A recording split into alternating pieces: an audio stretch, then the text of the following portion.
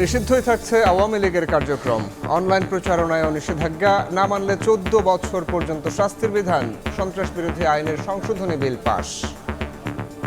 গণহত্যাকারী সন্ত্রাসী সংগঠনের নিষিদ্ধকরণ সংক্রান্ত সন্ত্রাস বিরোধী সংশোধন বিল 2026 মহান জাতীয় সংসদে উত্থাপিত আকারে পাশ করা হোক।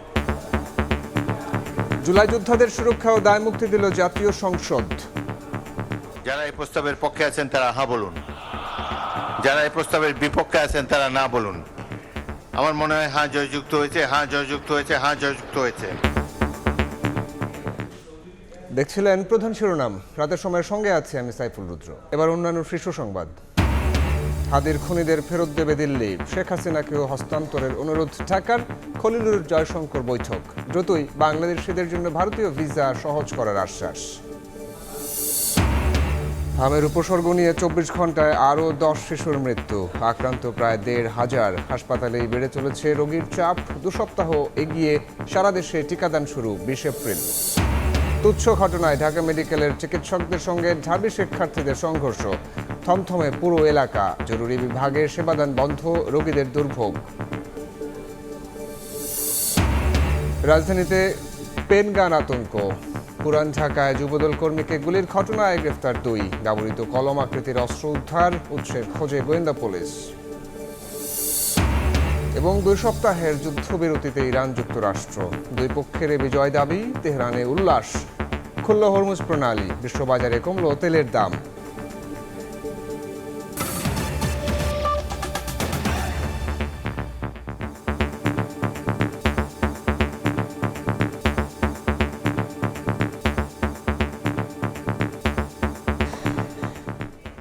নিষিদ্ধই থাকছে আওয়ামী লীগের কার্যক্রম।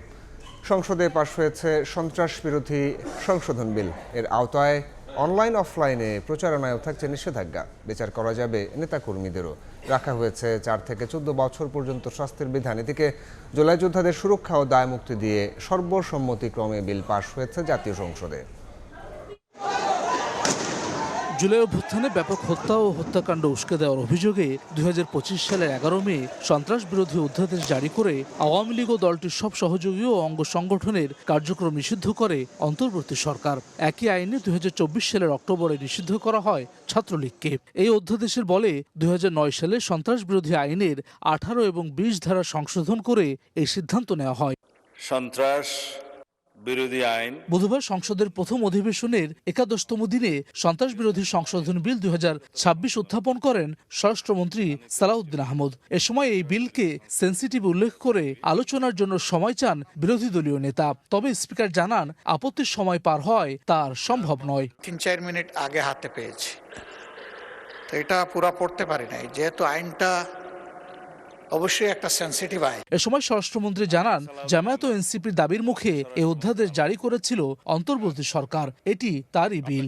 এই বিলটা হলো একটি গণহত্যাকারী সন্ত্রাসী সংগঠনের নিষিদ্ধকরণ সংক্রান্ত একটা অ্যামেন্ডমেন্ট। সন্ত্রাস বিরোধী সংশোধন বিল 2026 মহান জাতীয় সংসদে উত্থাপিত আকারে পাশ করা হোক। এ সময় সর্বসম্মতভাবে বিলটি কণ্ঠভোটে পাশ হয়। এদিন সরকারি হিসাব নিরীক্ষা বিল সহ আরও 4টি বিল পাশ হয় সংসদে। যারা এই প্রস্তাবের পক্ষে আছেন তারা হ্যাঁ বলুন, যারা এই প্রস্তাবের বিপক্ষে আছেন তারা না বলুন। আমার মনে হয় হ্যাঁ জয়যুক্ত হয়েছে, হ্যাঁ জয়যুক্ত হয়েছে, হ্যাঁ জয়যুক্ত হয়েছে।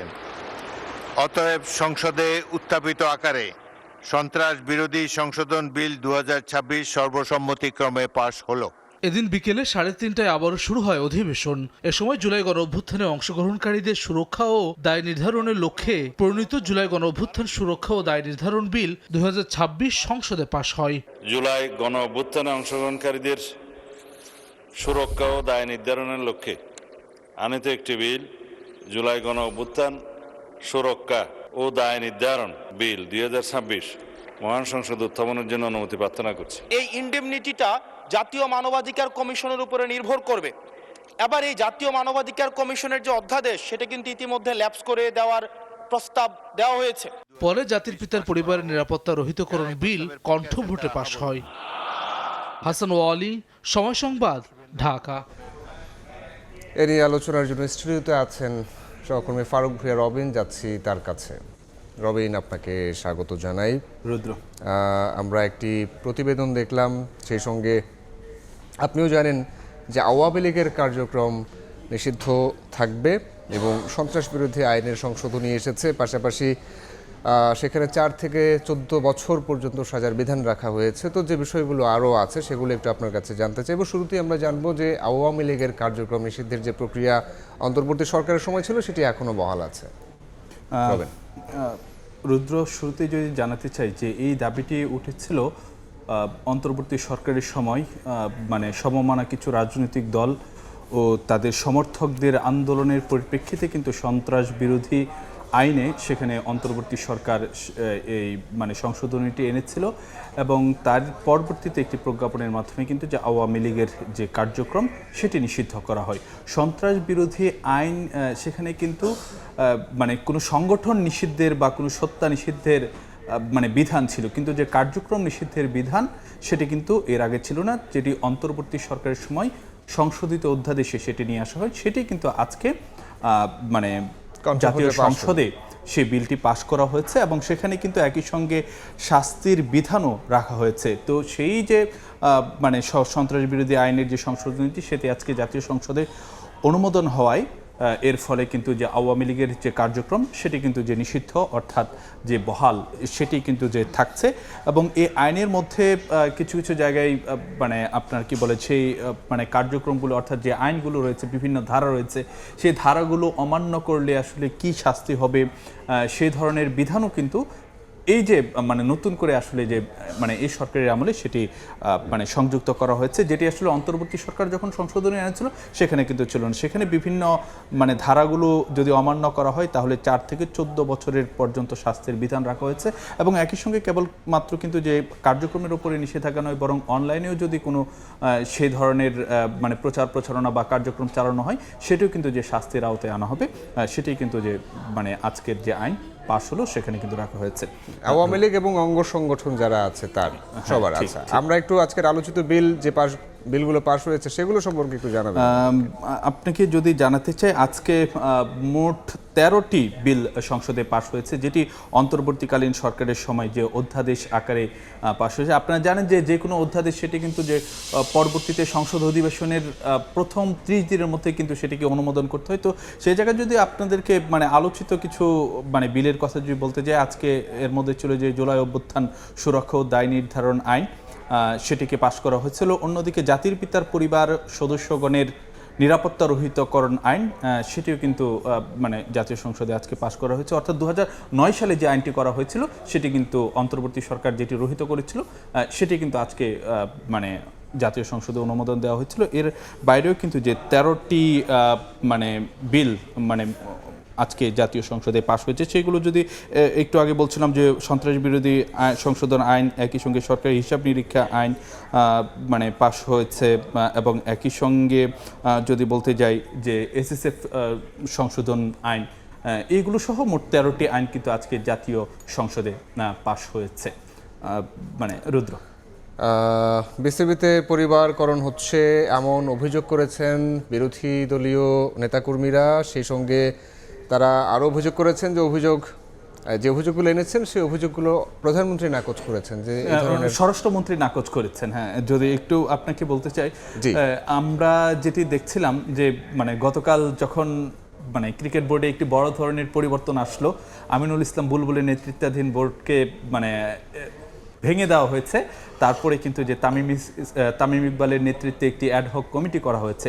তো সেটির পরে কিন্তু যে ক্রিকেট ইস্যু নিয়ে মোটামুটি বেশ আলাপ আলোচনা চলছিল নানা মহলে। তো আজকে জাতীয় সংসদে কিন্তু যে বিষয়টি মানে উঠে এসেছে, সেখানে হাসনাত আবদুল্লাহ তিনি আসলে যে এই বিষয়টির অবতারণা শুরুতে করেছিলেন, এরপরে কিন্তু যে এনসিপির আরেকজন সংসদ সদস্য তিনিও কিন্তু এই বিষয়টি নিয়ে কথাবার্তা বলেছেন। তো সেখানে মানে এনসিপি সদস্যদের পক্ষ থেকে যে কথাটি বলা হয়েছিল যে বিসিবিতে পরিবারকরণ করা হচ্ছে এবং সেখানে যে নিয়ম নীতি যেটা করা দরকার, যেভাবে চলা দরকার সেটি আসলে মানা হচ্ছে না। তো অন্যদিকে স্বরাষ্ট্রমন্ত্রী সালাউদ্দিন আহমেদ তিনি আসলে যে তাদের যে অভিযোগগুলো সেইগুলো মানে নাকচ করে দিয়েছেন এবং একটা পর্যায়ে কিন্তু হাসনাত আবদুল্লাহ এরকমও কথা বলেছেন যে বিসিবি এখন বাপের দোয়া কমিটিতে আসলে যে পরিবর্তন হয়েছে এইরকম অভিযোগও কিন্তু সেটি স্বরাষ্ট্রমন্ত্রী তিনি নাকচ করে দিয়েছেন। অন্তর্বর্তী এবং সরকারের একই সময় সঙ্গে ক্ষমতার অপব্যবহার করা হয়েছে এমন হ্যাঁ, একটা কথা এইরকম আমরা অভিযোগও কিন্তু জেনেছি। যে আজকে স্বরাষ্ট্রমন্ত্রী তিনি তুলেছেন, যে তিনি বলেছেন যে এই যে কমিটিটি অর্থাৎ যে বোর্ড অ্যাডহক কমিটি যেটা করা হয়েছিল সেটি একজন বরেণ্য ক্রিকেটার তামিম ইকবালের নেতৃত্বে কিন্তু যে সেটি করা হয়েছে সেই অভিযোগ সেই কথাটি কিন্তু স্বরাষ্ট্রমন্ত্রী উল্লেখ করেছেন এবং তিনি একই সঙ্গে অভিযোগ করেছিলেন এটি করার কারণ হলো যে অন্তর্বর্তী সরকারের সময় যেই নির্বাচন হয়েছিল বিসিবিতে সেখানে ক্ষমতার সর্বোচ্চ অপব্যবহার করেছিলেন তখনকার ক্রীড়া উপদেষ্টা। তো সেই কারণেই আসলে যে আজকের এই অবস্থা সেটি আসলে যে হয়েছে। রুদ্র, রবিন আপনাকে ধন্যবাদ। আপনাকে ধন্যবাদ রুদ্র। সহকর্মী রবিন জানাচ্ছিলেন বিস্তারিত। এবার অন্য প্রসঙ্গ, বন্দি প্রত্যর্পণ চুক্তির আওতায় ওসমান হাদির খুনিদের ফেরত দিতে রাজি হয়েছে ভারত। অন্যদিকে শেখ হাসিনা ও আসাদুজ্জামান খান কামালকেও হস্তান্তরের অনুরোধ জানিয়েছে বাংলাদেশ। নয়াদিল্লিতে দুই দেশের পররাষ্ট্রমন্ত্রীর বৈঠকে দ্বিপক্ষীয় সম্পর্ক জোরদারে একমত হয়েছেন ডক্টর খলিলুর রহমান ও এস জয়শঙ্কর। আলোচনায় দ্রুতই বাংলাদেশিদের জন্য ভারতীয় ভিসা সহজ করার আশ্বাস মিলেছে।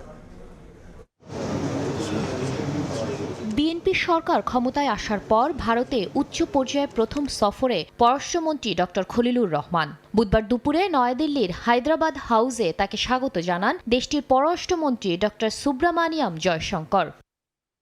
প্রতিবেশী দুই দেশের পররাষ্ট্রমন্ত্রী পর্যায়ের বৈঠকে আরও ছিলেন প্রধানমন্ত্রীর পররাষ্ট্র বিষয়ক উপদেষ্টা হুমায়ুন কবির। আলোচনার টেবিলে উভয় পক্ষই প্রাধান্য দেয় দ্বিপাক্ষিক সম্পর্কের বিভিন্ন ক্ষেত্র পর্যালোচনায়, পাশাপাশি আঞ্চলিক এবং আন্তর্জাতিক গুরুত্বপূর্ণ বিষয় নিয়েও মতবিনিময় করেন তারা। পরে ঢাকার পররাষ্ট্র মন্ত্রণালয় জানায় শহীদ ওসমান হাদির সন্দেহভাজন হত্যাকারীদের গ্রেফতারের জন্য ভারত সরকারকে ধন্যবাদ জানিয়েছেন পররাষ্ট্রমন্ত্রী। দুদেশের মধ্যে প্রত্যর্পণ চুক্তির আওতায় আসামিদের বাংলাদেশে ফেরাতে উভয় পক্ষ সম্মত হয়েছে। এছাড়া আন্তর্জাতিক অপরাধ ট্রাইব্যুনালে মৃত্যুদণ্ডপ্রাপ্ত সাবেক প্রধানমন্ত্রী শেখ হাসিনা এবং সাবেক স্বরাষ্ট্রমন্ত্রী আসাদুজ্জামান খান কামালকে ফেরত দিতে আবারও অনুরোধ জানায় বাংলাদেশ। বৈঠকে ভারতের পররাষ্ট্রমন্ত্রী শিগগিরই বাংলাদেশি নাগরিকদের জন্য চিকিৎসা ও ব্যবসায়িক সহ ভিসা প্রক্রিয়া সহজ করার প্রতিশ্রুতি দেন। একই দিন বিকেলে ডক্টর খলিলুর রহমান দেশটির তেল ও প্রাকৃতিক গ্যাস মন্ত্রী হরদীপ সিং পুরীর সঙ্গেও বৈঠক করেন। সংকট মোকাবেলায় ডিজেল ও সার রফতানির পরিমাণ বাড়ানোর জন্য অনুরোধ জানায় ঢাকা। বিষয়টিকে ইতিবাচক হিসেবে বিবেচনার আশ্বাস মিলেছে দিল্লির তরফে। এর আগে মঙ্গলবার ভারতে পৌঁছানোর পরই দেশটির জাতীয় নিরাপত্তা উপদেষ্টা অজিত দোভালের সঙ্গে বৈঠক করেছেন পররাষ্ট্রমন্ত্রী খলিলুর রহমান এবং উপদেষ্টা হুমায়ুন কবির। শাতিলা শারমিন, সময় সংবাদ। সীমান্ত হত্যায় ভারতের দুঃখ প্রকাশের পরদিনই লালমনিরহাটে বিএসএফের গুলিতে প্রাণ গেল বাংলাদেশি যুবকের। পতাকা বৈঠকে প্রতিবাদ জানিয়েছে বিজিবি। দ্রুত মরদেহ ফেরানোর দাবি জানিয়েছেন স্বজনরা। বুধবার ভোরে লালমনিরহাট পাটগ্রাম উপজেলার ধবলগুড়ি সীমান্তে শূন্য লাইন থেকে ভারতের প্রায় ৫০০ গজ ভেতরে গুলির শব্দ শোনা যায়। পরে বিএসএফের পক্ষ থেকে জানানো হয় ৭ থেকে ৮ বাংলাদেশি কাঁটা তারের বেড়া কাটার উদ্দেশ্যে প্রবেশ করলে প্রথমেই সতর্কতামূলক গুলি ছোড়া হয়। এক পর্যায়ে উভয় পক্ষের মধ্যে ধস্তাধস্তি ঘটে। এ সময় আলী হোসেন নামে এক বাংলাদেশি গুলিবিদ্ধ হন। বিএসএফ সদস্যরা তাকে উদ্ধার করে ভারতের একটি হাসপাতালে নিলে মৃত ঘোষণা করেন চিকিৎসক। ৬ রান গুলি হয়। সকালবেলা ঘুম থেকে উঠি দেখি এইখানে লোক প্রায় বহু লোক জড়ো হয়েছে। এখানে রাত ৩টের সময় গুলি হয়েছে। এখন নাম পানিরটারি বাড়ি আলী নাম, সে এখন ভারতে গুলির আঘাতে মৃত্যু হয়েছে। মরদেহ ফিরিয়ে আনতে সকাল ১১টার দিকে পতাকা বৈঠক হয়েছে। দ্রুত মরদেহ হস্তান্তর করবে বলে জানিয়েছে বিএসএফ। সময় সংবাদ, লালমনিরহাট। হাম সংক্রমণে বাড়ছে মৃত্যু। ২৪ ঘন্টায় উপসর্গ নিয়ে মারা গেছে আরও ১০ শিশু। হাসপাতালে ভর্তি হয়েছে ১৪৩৭ জন। এতে উদ্বেগ উৎকণ্ঠায় অভিভাবকরা। ৬ মাসের কম বয়সী শিশুরাও আক্রান্ত হওয়ায় জটিল হচ্ছে পরিস্থিতি। সংক্রমণ নিয়ন্ত্রণে রাখতে সবাইকে স্বাস্থ্যবিধি মেনে চলার আহ্বান চিকিৎসকদের। শরীরে র্যাশ, জ্বর ও নিউমোনিয়া নিয়ে কাতরাচ্ছে ছোট্ট শিশু। দিনের পর দিন ছোট্ট সোনামণির কষ্ট দেখে মায়ের চোখতাই ছলছল। কেবল হাম নয়, কাছাকাছি ধরনের নানা উপসর্গ নিয়েও হাসপাতালে ভর্তি হচ্ছেন অনেক শিশু। রোগ প্রতিরোধ ক্ষমতা ওর কমতে একটু করে, এজন্য হয়তো ওর হামটা হয়েছে আর কি। ওর বয়স হয়েছে, হামের টিকা দিতে পারিনি। ওর টিকা দেয় না, ওর হাড়ে ছিদ্র আছে, এই জন্য টিকা দেয় নাই। চিকিৎসকরা বলছেন টিকাদানের বয়সসীমার আগেই আক্রান্ত হচ্ছে শিশুরা, যা উদ্বেগ বাড়াচ্ছে কয়েক গুণ। প্রাদুর্ভাব ঠেকাতে স্বাস্থ্যবিধির উপর জোর দেওয়ার পরামর্শ দেন তারা। লক্ষণ দেখা দিচ্ছে এবার খুবই উদ্বেগজনক, সেটা হলো গিয়ে অর্ধেক বাচ্চাই তো 9 মাসের আগে। তাহলে প্রমাণ করে যে আমরা আগে কেন 9 মাসে দিতাম, যে বাচ্চাদের রোগ প্রতিরোধ ক্ষমতা আমের প্রতিরোধটা মার থেকে পায়, সেটা পারসিস্ট করে। তাহলে দেখা যাচ্ছে আমার সেই বাচ্চাদের সেই জিনিসটা হচ্ছে না। হামের উপসর্গ নিয়ে জেলা ও বিভাগীয় শহরের হাসপাতালেও প্রতিদিন বাড়ছে হাম আক্রান্ত রোগীর সংখ্যা। গালের মধ্যে মুহের মধ্যে হুটকা হুটকা হইয়া আর কি জানি হয়েছে। বাবু অনেক চোখের ভিতরে উঠছে, চোখটাই মেলতে পারে না। নন্তির মতন উঠছিল বলে হাম ডাক্তারে বলছে। এসব হাসপাতালের চিকিৎসকরা বলছেন বিশেষ ওয়ার্ড চালু করে দেয়া হচ্ছে চিকিৎসা। হামের রোগীদের জন্য মেজাজ কর্নার চালু আছে এখানে। যে সমস্ত হামের রোগীরা আসে তাদেরকে আমরা আইসোলেশন করে থাকি, যেন অন্যান্য বাচ্চারা, সুস্থ বাচ্চারা আক্রান্ত না হয় হামে। আতঙ্কিত না হয়ে সঠিক সময়ে চিকিৎসকের কাছে নিয়ে যাওয়া এবং টিকা দেওয়ার পরামর্শ চিকিৎসকদের। আয়েশা সিদ্দিক, সামিয়া, সময় সংবাদ, ঢাকা। এদিকে 2 সপ্তাহ এগিয়ে সারা দেশে হামের টিকাদান কর্মসূচি শুরু হচ্ছে 20 এপ্রিল। সকালে সংসদ অধিবেশনে এক প্রশ্নের জবাবে এ তথ্য জানিয়েছেন স্বাস্থ্যমন্ত্রী সর্দার শাখাওয়াত হোসেন। তিনি জানান, ইউনিসেফ থেকে 419 কোটি টাকার ভ্যাকসিন কেনার প্রক্রিয়া চূড়ান্ত করা হয়েছে। এরই মধ্যে 2 কোটি 19 লাখ টিকা সরকারের হাতে এসে পৌঁছেছে। উদ্বিগ্ন না হয়ে সবাইকে সচেতন হবার আহ্বান জানান স্বাস্থ্যমন্ত্রী। ইউনিসেফের ক্রয় ব্যবস্থার মাধ্যমে সমন্বয় জোরদার করে দ্রুত ভ্যাকসিন সরবরাহ পুনরুদ্ধার করা হচ্ছে, যেই কারণে আমরা ভ্যাকসিন আগামী সারা দেশব্যাপী 15 দিন এগিয়ে এনেছি মাননীয় স্পিকার। এছাড়াও ইউনিসেফের মাধ্যমে 419 কোটি টাকার ভ্যাকসিন ক্রয় প্রক্রিয়া চূড়ান্ত পর্যায়ে রয়েছে। আমরা 200 কোটি টাকার অলরেডি নিয়েছি, আরও বাকি টাকার ডেলিভারি আমরা আবুধাবি থেকে, যেটা 209টা দেশে তারা ওখান থেকে দেয়, আমরা যাতে সবার আগে পাই, এই জন্য আজকে আমরা একটা প্রতিনিধি গ্রুপ পাঠিয়েছি এবং আমরা আশা করি আমরা আগে পাবো মাননীয় স্পিকার। চলতি অর্থ বছরে সরকারি প্রাথমিক বিদ্যালয়ের 2 লাখ শিক্ষার্থীকে বিনামূল্যে স্কুল ড্রেস দেবে সরকার। পর্যায়ক্রমে সব উপজেলায় চালু হবে মিড ডে মিল। সকালে সংসদ অধিবেশনের শুরুতে টেবিলে উত্থাপিত বক্তব্যে সরকারের এই পরিকল্পনার কথা জানান প্রধানমন্ত্রী তারেক রহমান। দিনের কার্যসূচির শুরুতে প্রশ্নোত্তর পর্বে প্রধানমন্ত্রী সরাসরি বক্তব্য না দিলেও লিখিত উত্তর উত্থাপন করা হয়। এতে প্রধানমন্ত্রী জানান, মাধ্যমিকে বাধ্যতামূলক করা হবে কারিগরি শিক্ষা। নারী শিক্ষার প্রসারের সব উপজেলা সদরে মহিলা কলেজে সরকারিকরণের বিবেচনা করছে সরকার। এ সময় 4 কোটি পরিবারকে ফ্যামিলি কার্ডের আওতায় আনার প্রতিশ্রুতি পুনর্ব্যক্ত করেন সরকার প্রধান। আহমদ সুরামগঞ্জ 5, মোহাম্মদ শামসুর রহমান শিমুল বিশ্বাস পাবনা 5, মোহাম্মদ আব্দুল সালাম। তুচ্ছ ঘটনায় ঢাকা মেডিকেল কলেজ হাসপাতালের চিকিৎসকদের সঙ্গে সংঘর্ষে জড়িয়েছে ঢাকা বিশ্ববিদ্যালয়ের শিক্ষার্থীরা। এতে দুপক্ষেই কয়েকজন আহত হয়েছে। ঘটনার পর থেকে বন্ধ আছে জরুরি বিভাগের চিকিৎসা সেবা। বিকেল 5:30টার দিকেই ঘটনা ঘটে। হাসপাতালের জরুরি বিভাগের চিকিৎসকরা জানান, ঢাকা বিশ্ববিদ্যালয়ের এক শিক্ষার্থী চিকিৎসা নিতে বিকেলে জরুরি বিভাগে আসেন। তার চিকিৎসাপত্র লিখে দেওয়া হয়, তবে সরকারি ওষুধ সরবরাহ না থাকায় তাদেরকে বাইরে থেকে ওষুধ কিনতে বলা হয়। এ নিয়ে বাকবিতণ্ডায় চিকিৎসক ও শিক্ষার্থীদের মধ্যে হাতাহাতির ঘটনা ঘটে। চিকিৎসকদের বিরুদ্ধে অপেশাদার আচরণের অভিযোগ করেছেন শিক্ষার্থীরা। এই ঘটনার পর ঢাকা মেডিকেলের পরিচালক এবং ঢাকা বিশ্ববিদ্যালয়ের প্রক্টর বৈঠকে বসেছেন। আমাদের 5-6 জনে বাড়ছে, একটা রুমে নিচে আমাদের এখান থেকে এমন একটা ওষুধ দিছে, পুরা এই পাশে যতগুলা ফার্মেসি আছে সবগুলাতে খুঁজছে, কোথাও এই ওষুধ পায় নাই। ডাক্তারের ব্যবহার, কষায়ের ব্যবহার যে সেম, এটার একটা প্রমাণ আমরা আজকে দেখতে পেলাম। আমাদের শিক্ষার্থীদের উপরে আক্রমণ করেছে, এটা আমরা জেনেছি। আমরা এখন কথা বলবো, তারপরে পরবর্তী সিদ্ধান্ত হবে। এইখানে ডক্টররা ডিউটি করতেছিল, ডিউটিরত অবস্থায় ডক্টরদের গায়ে তারা হাত তুলছে। স্টুডেন্ট আইসা আমাদের টান দিয়ে, এই আনসারদের সামনে আনসারদের সহ টান দিয়ে নিছে এবং আমাদের উপর আক্রমণ করছে। এই মুহূর্তে ঢাকা মেডিকেল কলেজ হাসপাতালে আছেন সহকর্মী সামদানি প্রত্যয়। সরাসরি যাচ্ছি তার কাছে। প্রত্যয়, নিশ্চয়ই আমাকে শুনতে পাচ্ছেন, কি তথ্য আছে আপনার? আজ সন্ধ্যা থেকেই ঢাকা মেডিকেল কলেজ হাসপাতালে বেশ উত্তপ্ত পরিস্থিতি। ঢাকা মেডিকেল কলেজ হাসপাতালে ঢাকা বিশ্ববিদ্যালয়ের শিক্ষার্থীদের সঙ্গে চিকিৎসকদের কথা কাটাকাটি, বাকবিতণ্ডা, এরপরে সংঘর্ষের ঘটনা ঘটে এবং তারপর থেকেই বেশ থমথমে এবং উত্তপ্ত হয়ে রয়েছে ঢাকা মেডিকেল কলেজ হাসপাতাল প্রাঙ্গণ। আমরা দেখেছি জরুরি সেবা বন্ধ ছিল এবং তারপর বেশ সীমিত পরিসরে জরুরি পরিষেবা সেখানে চালু হয়। এখন এখনও সেখানে পুলিশ মোতায়েন করা রয়েছে এবং সেখানে ঢাকা বিশ্ববিদ্যালয়ের শিক্ষার্থীরা এবং চিকিৎসক এবং প্রতিষ্ঠানটির স্টাফরা অবস্থান করছেন। এবং এখানে এই মুহূর্তে আমরা রয়েছি ঢাকা মেডিকেল কলেজ হাসপাতালের প্রশাসনিক ব্লকে পরিচালকের কার্যালয়ে। এখানে বৈঠক বসেছে। এখানে ঢাকা বিশ্ববিদ্যালয়ের proctor Saifuddin Ahmed, Dhaka medical college হাসপাতালের পরিচালক ব্রিগেডিয়ার জেনারেল আসাদুজ্জামান, স্বাস্থ্য মন্ত্রণালয়ের স্বাস্থ্য অধিদপ্তরের অতিরিক্ত মহাপরিচালক সহ পুলিশেরও ঊর্ধ্বতন কর্মকর্তারা এখানে এসেছেন এবং বিশ্ববিদ্যালয়ের শিক্ষার্থীরা এবং এখানকার যারা চিকিৎসক রয়েছেন তারাও বৈঠকটিতে রয়েছেন। এবং দুই পক্ষই আসলে বৈঠকে বসে তারা কথার মাধ্যমে, আলোচনার মাধ্যমে তারা একটি যৌক্তিক সমাধানে আসার জন্য চেষ্টা করছেন বলে আমরা সবশেষ জানতে পেরেছি। কিছুক্ষণ আগে একজন ইন্টার্ন চিকিৎসক আমাদের গণমাধ্যমের সঙ্গে অনানুষ্ঠানিকভাবে কথা বলেছেন। সেখানে তিনি জানিয়েছেন যে দুপক্ষেরই প্রশাসন এবং শিক্ষার্থীদের অংশগ্রহণে একটি তদন্ত কমিটি গঠন করা হবে এবং সেই তদন্ত কমিটি সিসিটিভি ফুটেজ এবং অন্যান্য গণমাধ্যমের ফুটেজগুলো বিবেচনা করে তারপর তারা 24 ঘন্টার মধ্যে একটা তদন্ত প্রতিবেদন জমা দেবেন, এমনটা তারা প্রত্যাশা করেন। ইন্টার্ন চিকিৎসকরা এমনটা হুঁশিয়ারি দিচ্ছেন, যদি 24 ঘন্টার মধ্যে তদন্ত প্রতিবেদন জমা দেওয়া না হয় তবে ইমার্জেন্সি শাটডাউন থেকে হসপিটাল শাটডাউনের মতো গুরুত্বপূর্ণ কর্মসূচি বা জোরালো কর্মসূচি তারা দেবেন বলে তারা হুঁশিয়ারি দিচ্ছেন।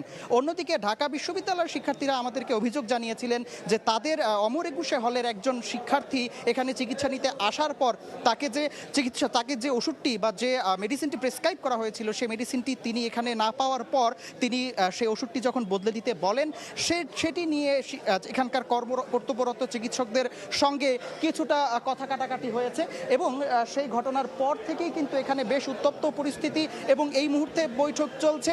এবং এই বৈঠকের পরই আসলে আমরা আনুষ্ঠানিকভাবে এই প্রতিষ্ঠানের পরিচালক এবং ঢাকা বিশ্ববিদ্যালয়ের প্রক্টরের ব্রিফিংয়ের পর আসলে সবশেষ যে তদন্ত কমিটি বা এর পরে কি হবে সে বিষয়টি আমরা আপনাদেরকে জানাতে পারবো। এই ছিল আমার কাছে ঢাকা মেডিকেল থেকে সবশেষ পরিস্থিতি। সহকর্মী সামদানি প্রত্যয় যুক্ত হয়েছিলেন ঢাকা মেডিকেল কলেজ হাসপাতাল থেকে। অপেক্ষার পরও মিলছে না কাঙ্ক্ষিত তেল, তাই ফিলিং স্টেশনে ক্ষুব্ধ গ্রাহকদের হট্টগোল। নিয়ন্ত্রণে পাম্পগুলোতে কাজ করছে জেলা প্রশাসনের পাশাপাশি আইনশৃঙ্খলা বাহিনীর সদস্যরা। এদিকে তেলের সংকটে দিশেহারা কৃষকেরা, এতে উৎপাদনে বিপর্যয়ের শঙ্কা তৈরি হয়েছে।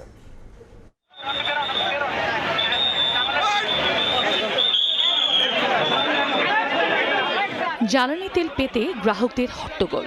ঘণ্টার পর ঘণ্টা লাইনে দাঁড়িয়ে কাঙ্ক্ষিত তেল না পাওয়ায় ক্ষুব্ধ গ্রাহক।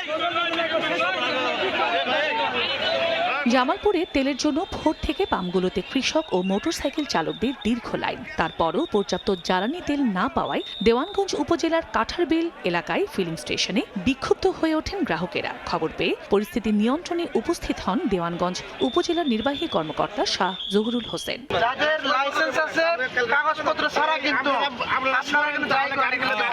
মধ্যপ্রাচ্য যুদ্ধের প্রভাবে গত 1 মাস ধরে জ্বালানি তেলের সংকটে ভুগছে দেশবাসী। ঘণ্টার পর ঘণ্টা ফিলিং স্টেশনগুলোতে অপেক্ষা করে প্রাইভেট কার ও মোটরসাইকেল চালকদের তীব্র তাপদাহে পড়তে হচ্ছে চরম ভোগান্তিতে। এদিকে ডিজেল সংকটে বড় আবাদে সেচ দিতে পারছেন না চাষিরা, এতে উৎপাদনে বিপর্যয়ের শঙ্কা তাদের। নিয়ম ছাড়া অনিয়মে যারা নিয়ে যাচ্ছে তাদের জন্য আমরা সংকটে পড়ে গেছি। অনেকের লাইসেন্স নাই, তারাও এসে তেল নিচ্ছে। নির্দিষ্ট টাইমের ভিতরে তেলটা দিলে সবার ভোগান্তি কমবে। জ্বালানি তেল বিক্রিতে শৃঙ্খলা ও স্বচ্ছতা ফেরাতে ঝিনাইদহের কালীগঞ্জে স্মার্ট অ্যাপ তৈরি করেছেন স্থানীয় এক তরুণ শিল্প উদ্যোক্তা। সেই অ্যাপের মাধ্যমে বুধবার সকাল থেকে ফিলিং স্টেশনগুলোতে জ্বালানি তেল সরবরাহ করা হচ্ছে। আমাদের মেন উদ্দেশ্য হচ্ছে একজন ব্যক্তি যেন বারবার তেল নিতে না পারে। ঠাকুরগাঁয়ে ফুয়েল কার্ডেও কমছে না ভোগান্তি। তপ্ত রোদে দাঁড়িয়ে থেকে তেল কিনতে গিয়ে নাজেহাল গ্রাহকেরা। অফিস টাইমে যদি আমরা লাইনে ধরি তাহলে আমাদের অফিসের সময়ের ব্যাঘাত ঘটছে। তবে রাঙামাটিতে ডিজিটাল রেজিস্ট্রেশনের মাধ্যমে জ্বালানি সরবরাহ করায় সুফল মিলতে শুরু করেছে ফিলিং স্টেশনগুলোতে।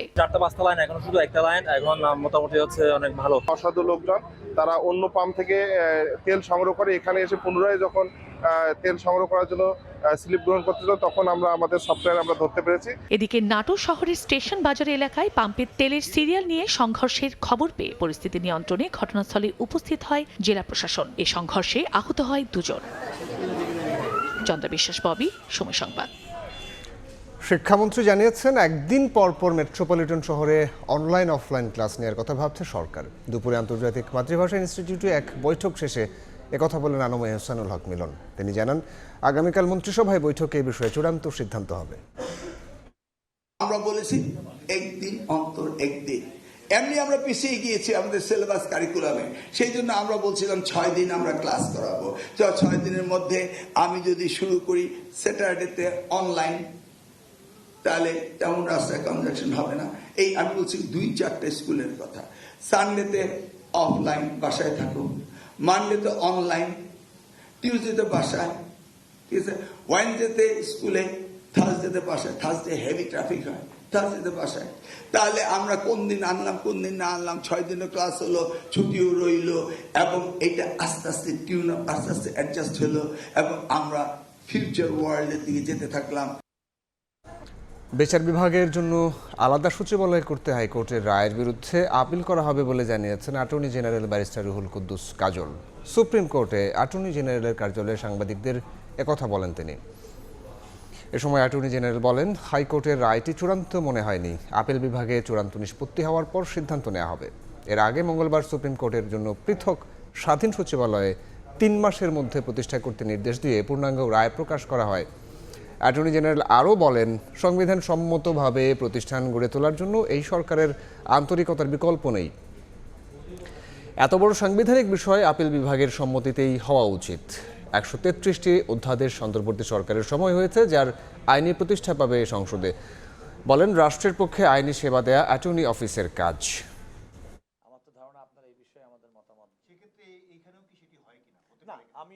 এই রায়ের একটি উল্লেখযোগ্য অংশ হচ্ছে, যদিও হাইকোর্ট ডিভিশন এই মামলাতে বেশ কয়েকটি ডিরেকশন দিয়েছেন সুপ্রিম কোর্ট সচিবালয় প্রতিষ্ঠা সহ, কিন্তু হাইকোর্ট কিন্তু নিজেই কিন্তু এই রায়টি যে চূড়ান্ত এটা মনে করেছেন বলে মনে হয়নি। আমরা এখন যে মামলাটি কিংবা যে আপিলটি আপিল বিভাগের শুনানি করবে সেটাও কিন্তু সুপ্রিম কোর্ট করবে।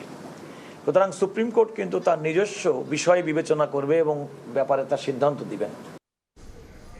রংপুরের বেগম রোকেয়া বিশ্ববিদ্যালয়ের শিক্ষার্থী যে রক্তবহ জুলাইয়ে রাষ্ট্রীয় শক্তির সামনে দাঁড়িয়ে প্রতিবাদের প্রতীক হয়ে উঠেছিলেন, সেই আবু সাইদ হত্যা মামলার রায় ঘোষণা হতে যাচ্ছে আগামীকাল। দীর্ঘ শুনানি শেষে আসামিদের সর্বোচ্চ শাস্তির প্রত্যাশা প্রসিকিউশনের, আর ন্যায় বিচার চান আসামি পক্ষের আইনজীবীরা। 2024 সালের 16 জুলাই রংপুরের বেগম রোকেয়া বিশ্ববিদ্যালয়ের সামনে দুহাত প্রসারিত করে দাঁড়িয়ে যান আবু সাইদ। তাকে লক্ষ্য করে খুব কাছ থেকে গুলি করে পুলিশ। গুলিতে লুটিয়ে পড়েন আবু সাইদ। তার মৃত্যুর পরই জুলাই আন্দোলন স্ফুলিঙ্গের মতো ছড়িয়ে পড়ে সারা দেশে। জুলাই গণ অভ্যুত্থানের প্রথম শহীদ আবু সাইদ হত্যা মামলায় আসামি করা হয় বেরোবির VC Hasibur Rashid, Rangpur metropolitan police commissioner Moniruzzaman সহ 30 জনকে। বৃহস্পতিবার এই মামলার রায় ঘোষণা করতে যাচ্ছেন আন্তর্জাতিক অপরাধ ট্রাইব্যুনাল 2। রায় ঘোষণা বিটিভি ও ট্রাইব্যুনালের ফেসবুক পেজ থেকে সরাসরি সম্প্রচার করা হবে বলে জানানো হয়েছে।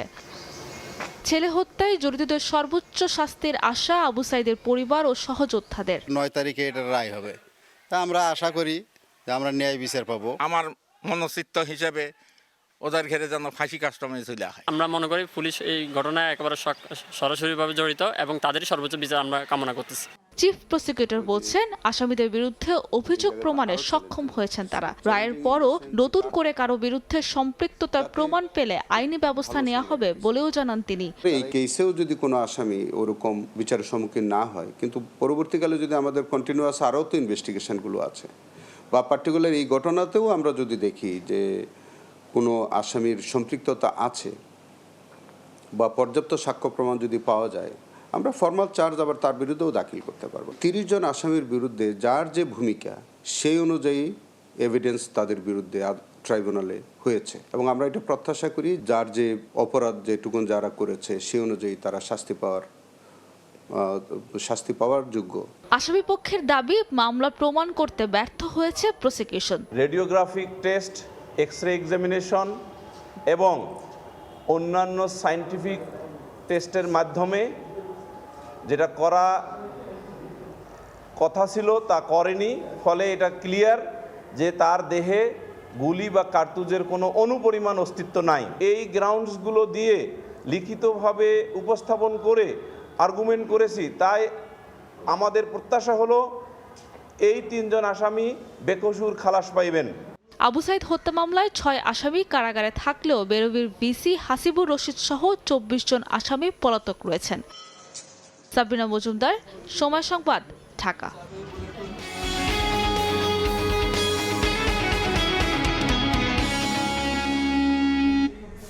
দিনের পর দিন ভোজ্য তেলের সংকট বাজারে, মিলছে না পাড়া মহল্লাতেও। ক্রেতাদের অভিযোগ, নিরুপায় হয়ে দোকান থেকে দোকানে ঘুরে কিনতে হচ্ছে বাড়তি দামে। সরবরাহ সংকটের অজুহাত খুচরা ব্যবসায়ীদের। মানববন্ধন করে ক্যাব বলছে সরকারকে প্রশ্নবিদ্ধ করতে সংকট তৈরি করছে একটি চক্র। এদিকে চট্টগ্রামে অভিযানে অবৈধভাবে মজুত করা 22,000 লিটার ভোজ্য তেল জব্দ করেছে যৌথ বাহিনী। রাজধানীর বাজারে ভোজ্য তেলের সরবরাহ কম হওয়ায় দীর্ঘ হচ্ছে সংকট। পর্যাপ্ত সরবরাহ না পাওয়ার দাবি বিক্রেতাদের, যার মাসুল গুণে বাড়তি দামে কিনতে হচ্ছে বলে অভিযোগ ক্রেতাদের। একই রকম সংকট চলতেছে, কোথাও বাজারে কোথাও আপনি মনে করেন তেল খুঁজে পাবেন না। কম ভাড়া তো লাগবে, তার কতদিন এইভাবে থাকবে? বেশি দিন ব্যবহার করব, এরকম একটা টেন্ডেন্সি মানুষের ভিতরে আছে। আমরা কোনো সময় রেটের থেকে বেশি না দিতেছে না, অল্প অল্প দিতেছে, এক কার্টন 2 কার্টন করে দিতেছে, এই তেলে হয় না। এই অবস্থায় বুধবার সকালে জাতীয় প্রেস ক্লাবের সামনে ভোজ্য তেলের বাজার অসাধু ব্যবসায়ীদের কারসাজি মুক্ত করার দাবিতে মানববন্ধন করে ভোক্তা অধিকার নিয়ে কাজ করা সংগঠন ক্যাব। তাদের দাবি, সরকারকে প্রশ্নবিদ্ধ করতেই অসাধু ব্যবসায়ীরা বাজারে তেলের সংকট তৈরি করছে। মলগুলোতে যাই তখন ভোজ্য তেল যথেষ্ট পরিমাণে দেখা যায়, দেন বাজারে যখন যাই তখন বাজারে কিন্তু ভোজ্য তেলের হচ্ছে যথেষ্ট ঘাটতি দেখা যায়। ব্যবসায়ীদের এই উদ্যোগকে আমরা মনে করি যে তারা সরকারি আইন অথবা জনগণের স্বার্থকে তোয়াক্কা করছেন না। সরকার বসতে না বসতে সরকারকে প্রশ্নবিদ্ধ করার জন্য একদল অসাধু ব্যবসায়ী যারা ভোজ্য তেল নিয়ে ব্যবসা করেন, তারা বাজারে অলরেডি সিন্ডিকেট করে বাজার থেকে ভোজ্য তেল উধাও করে দিচ্ছে। এ সময় সরকার নির্ধারিত দামে ভোজ্য তেল বিক্রি সহ সিন্ডিকেট চক্র চিহ্নিত করে আইনের সর্বোচ্চ শাস্তি সহ 6 দফা দাবি জানান ক্যাব নেতারা। এই লোক দেখানো অভিযান আপনারা বন্ধ করুন। বাজারে সংকট তৈরি করে ভোক্তার না বিশ্বাস তোলার কারসাজির মধ্যেই চট্টগ্রামে অভিযান চালিয়ে অবৈধভাবে মজুত করা 22,000 লিটার ভোজ্য তেল জব্দ করেছে র্যাব। সাইফুল ইসলাম, সময় সংবাদ, ঢাকা। 40 বছর ধরে অসংখ্য খুশির মিছিলে ছিল আইডিএলসি, থাকবে আগামীতেও। দেশের 5 জেলায় আইনশৃঙ্খলা বাহিনীর যৌথ অভিযানে জব্দ করা হয়েছে প্রায় 67,000 লিটার ভোজ্য তেল। এসব অভিযানে 4 লাখ টাকা জরিমানা করা হয়। ভোজ্য তেলের বাজার অস্থির করতে এবং বেশি মুনাফার লোভে অবৈধভাবে তেল মজুত করা হয়েছে বলে জানিয়েছে জাতীয় ভোক্তা অধিকার সংরক্ষণ অধিদপ্তর। এদিকে লাইটার জাহাজে অবৈধ তেলের মজুত রোধে অভিযান চলছে চট্টগ্রাম বন্দরের বহির্নোঙরে। লাইটার জাহাজে জ্বালানি ও ভোজ্য তেলের অবৈধ মজুতের অভিযোগে চট্টগ্রাম বন্দরের বহির্নোঙরে চলছে যৌথ অভিযান। বুধবার দুপুর থেকে বন্দর কর্তৃপক্ষ, কোস্টগার্ড ও নৌবাহিনীর সমন্বিত এ অভিযানে 22টি জাহাজে তল্লাশি চালানো হয়। তবে অভিযানে বড় কোনো অনিয়ম পাওয়া না গেলেও জ্বালানি সংকট রোধে অবৈধ মজুতকারীদের বিরুদ্ধে কঠোর ব্যবস্থা নেওয়ার হুঁশিয়ারি দেওয়া হয়। কোনো লাইটার ভেসেলে যেন মজুত করে কোনো জ্বালানি তেল মজুত করা না হয়, সেই বিষয়টা নিশ্চিত করার জন্য আজকের এই যৌথ অভিযান পরিচালনা করা হয়েছে। তেল সংক্রান্ত কোনো অনিয়ম আমরা দেখতে পাই নাই। অল্প কিছু কাগজপত্র সংক্রান্ত অনিয়ম আছে, সেটা আমাদের ম্যাজিস্ট্রেট মহোদয় দেখেছেন এবং আইনানুগ ব্যবস্থা গ্রহণ করবেন। এদিকে নগরীর নাসিরাবাদ এবং কর্ণফুলী কমপ্লেক্স সহ বিভিন্ন এলাকায় অভিযান চালিয়ে একটি প্রতিষ্ঠান থেকে 1042 লিটার সয়াবিন তেল এবং আরেকটি প্রতিষ্ঠান থেকে 21,600 লিটার মজুত করা ভোজ্য তেল জব্দ করে ভ্রাম্যমাণ আদালত। এ সময় 2 প্রতিষ্ঠানকে জরিমানা করা হয় 60,000 টাকা।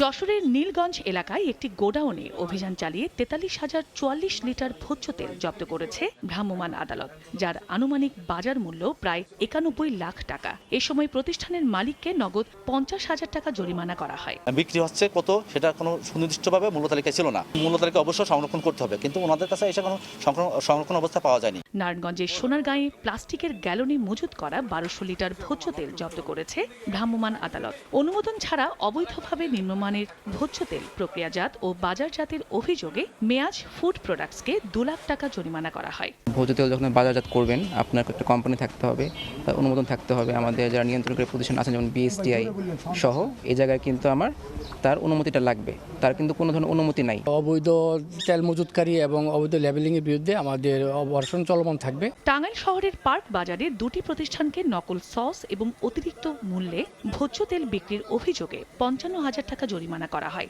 নরসিংদীতে শহরের বিভিন্ন জায়গায় অভিযান চালিয়ে তেল মজুদের পর্যাপ্ত কাগজপত্র না থাকায় 2 প্রতিষ্ঠানকে 15,000 টাকা জরিমানা করা হয়।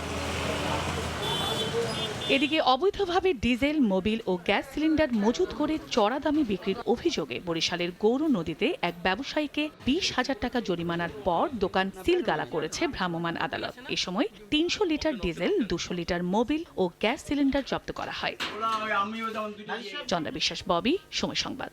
জাতীয় সংসদের সাউন্ড সিস্টেম কেনাকাটায় অনিয়ম দুর্নীতি অনুসন্ধানে মাঠে নেমেছে দুদক। এর মধ্যে নথিপত্র তলব করে গণপূর্ত অধিদপ্তরের চিঠি দিয়েছে সংস্থাটি। অন্যদিকে সাব রেজিস্ট্রার বদলিতে শত কোটি টাকা দুর্নীতির অভিযোগ তুলে সাবেক আইন উপদেষ্টা আসিফ নজরুল ও তার পিএস মাসুমের বিরুদ্ধে ব্যবস্থা নিতে দুদকে আবেদন করেছেন এক আইনজীবী। তান্ত্রিক গোলযোগের জন্য কথাবার্তা শোনা যাচ্ছে না, আমাদেরকে একটু অপেক্ষা করতে হবে। ত্রয়োদশ জাতীয় সংসদের প্রথম দিন থেকেই সাউন্ড সিস্টেমের ত্রুটি নিয়ে বিড়ম্বনায় পড়েন খোদ স্পিকার ও সংসদ সদস্যরা। ক্ষোভ ছড়িয়ে পড়ে সংসদের বাইরেও। সংসদের বিশেষ কমিটিতেও এ নিয়ে হয়েছে আলোচনা। অনিয়ম, চরমভাবে অনিয়ম হয়েছে। সে অনিয়ম ব্যবস্থা নেব এইভাবে যে এখনই ব্যবস্থা নিলাম আর সব বের করে দিলাম, তাহলে তো সাউন্ড চলবে না। এর মাঝে জানা গেল 2022 সালে আওয়ামী আমলে স্থাপিত সাউন্ড সিস্টেমে অনিয়ম ও অন্তর্বর্তী সরকারের সময় সংস্কারে অনিয়ম খতিয়ে দেখতে গত ফেব্রুয়ারিতেই অনুসন্ধানে নামে দুদক। সম্প্রতি সেই অনুসন্ধানের গতি বাড়াতে গণপূর্তকে 18 এপ্রিলের মধ্যে নথিপত্র জমা দেওয়ার নির্দেশ দিয়েছে। চিঠিতে কমিউনিকেশন টেকনোলজি লিমিটেডের সিইও জাহিদুর রহমান জোয়াদ্দার সহ সংশ্লিষ্টদের বিরুদ্ধে শত শত কোটি টাকা আত্মসাৎ ও বিদেশে অর্থ পাচারের অভিযোগ আনা হয়। এদিকে অবৈধভাবে 286 সাব রেজিস্ট্রারকে বদলির মাধ্যমে শত কোটি টাকার দুর্নীতির অভিযোগ উঠেছে সাবেক উপদেষ্টা আসিফ নজরুল ও তার পিএস মাসুমের বিরুদ্ধে। অনুসন্ধান চেয়ে এর মধ্যে দুদকে আবেদন করেছেন এক আইনজীবী। ক্ষমতার দাপট এবং ক্ষমতার অপব্যবহার এই পর্যায়ে ছিল 282 জন সাব রেজিস্ট্রার নিয়ম বহির্ভূতভাবে বদলি করে শতাধিক কোটি টাকা ঘুষ বাণিজ্য করেছে। অভিযোগে লেখেন, অন্তর্বর্তী সরকারের আমলে 8 মাসে আইন মন্ত্রণালয়ে শুধু সাব রেজিস্ট্রার বদলিতে ঘুষ লেনদেন নিয়ে দৈনিক পত্রিকায় সংবাদ প্রকাশ হয়। দুর্নীতি দমনই হলো। তাসলিম তৌহিদ, সময় সংবাদ, ঢাকা। ঢাকার সন্ত্রাসীদের হাতে পৌঁছে গেছে গুপ্ত অস্ত্র পেনগান। সম্প্রতি কোতোয়ালিতে যুবদল সদস্যকে গুলির ঘটনায় ব্যবহৃত হয় কলম আকৃতির বিশেষ পিস্তল। এর সঙ্গে জড়িত সোহেল ওরফে কাল্লু সহ 2 জনকে গ্রেফতারের পর উদ্ধার হয়েছে অস্ত্রটি। কিভাবে অস্ত্রটি দেশে ঢুকলো তা অনুসন্ধান করছেন গোয়েন্দারা। বিস্তারিত জানাচ্ছেন মাসুদুর রহমান।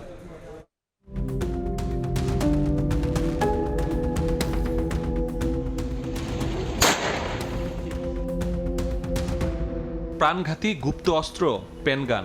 দেখতে কলমের মতো মনে হলেও আসলে অত্যাধুনিক পিস্তল।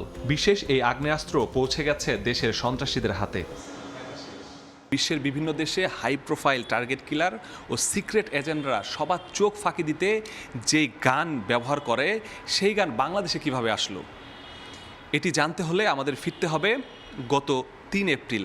সেদিন কোতোয়ালি থানা যুবদলের সদস্য রাসেলকে পুরান ঢাকার প্রসন্ন পোদ্দার লেনে ডেকে নিয়ে বুকে গুলি করে সাইমন। তার সঙ্গে ছিল আরো কয়েকজন। চিকিৎসাধীন রাসেলের অভিযোগ, দোকান নিয়ে দ্বন্দ্বে তাকে হত্যা করতেই গুলি করা হয়।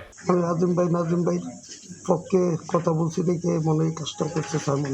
শুটার সাইমনের পর ধরা পড়ে সোহেল ওরফে কাল্লু। আসামিসহ কোতোয়ালিতে অস্ত্র উদ্ধারে অভিযান নামে গোয়েন্দা পুলিশ। কাল্লুর বাসার টেবিলের ড্রয়ার থেকে বের করা হয় সিগারেটের প্যাকেট। পাওয়া যায় পলিথিনে মোড়ানো 5টি টুকরো। সেগুলো জোড়া লাগিয়ে তৈরি হয় পেনগান। এটার পিছনে আমাদের আগ্রহটা বেশি ছিল, যেটার রুট কোথা থেকে এই অস্ত্রটা আসে সেটি খুঁজে বের করা আমাদের প্রয়োজন। ডিবি বলছে 80,000 টাকা দিয়ে পেনগানটি কেনে পেশাদার কিলার কাল্লু। আইন শৃঙ্খলা বাহিনীর চোখ ফাঁকি দিয়ে গুপ্ত অস্ত্রটি ব্যবহার করে নানা অপরাধে জড়িত সে। কোথা থেকে এই অস্ত্রটি সে সংগ্রহ করেছে, অথবা সে নিজে ক্রয় করে এই অস্ত্রটি এনেছে কিনা, অথবা কারো কাছ থেকে ধার করে এনেছে কিনা, সেই সমস্ত তথ্য আমরা বের করার চেষ্টা করব। প্রতিবেশী দেশে তৈরি পেনগান বাংলাদেশে কিভাবে ঢুকলো সে অনুসন্ধানে নেমেছে গোয়েন্দা পুলিশ। মাসুদুর রহমান, সময় সংবাদ, ঢাকা। পাসপোর্ট অধিদপ্তরে অভিযান চালিয়ে দালাল চক্রের 6 সদস্যকে 5 দিন করে কারাদণ্ড দিয়েছেন র্যাবের ভ্রাম্যমাণ আদালত। এছাড়া 8 জনকে সতর্ক করে ছেড়ে দেওয়া হয়েছে। সকালে রাজধানীর আগারগাঁওয়ে এই অভিযান চালানো হয়। নির্বাহী ম্যাজিস্ট্রেট জানান, পাসপোর্ট অফিসে হয়রানি বন্ধে অভিযান অব্যাহত থাকবে। এ সময় দালালের কাছে না গিয়ে নিজ তত্ত্বাবধানে পাসপোর্টের ফর্ম পূরণ ও টাকা জমা দেওয়ার আহ্বান জানান অধিদপ্তর কর্মকর্তারা।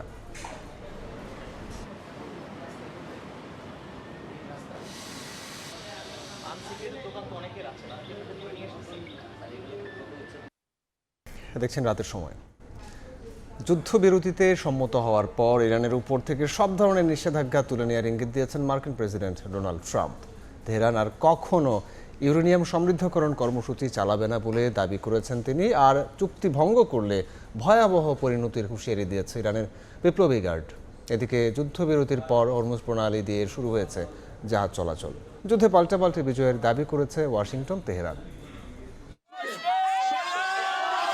40 দিনের ইরান যুক্তরাষ্ট্রের যুদ্ধের 2 সপ্তাহের বিরতিতে স্বস্তির নিঃশ্বাস তেহরানের বাসিন্দাদের। হামলার ভয় আর আতঙ্ক উপেক্ষা করে প্রধান সড়কগুলোতে ইরানের জাতীয় পতাকা হাতে স্লোগান দেন হাজারো মানুষ। যুদ্ধে ইরানের জয় হয়েছে এমন দাবিতে উচ্ছ্বাস প্রকাশ করেন তারা।